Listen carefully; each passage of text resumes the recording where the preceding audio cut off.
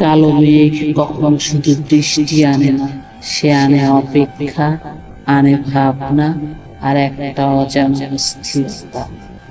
কালো মেঘ দেখলেই মনটা অজান্তেই ভারী হয়ে ওঠে, যেমন কিছু সম্পর্ক বাইরে থেকে শক্ত কিন্তু ভেতরে ভেঙে পড়ছে।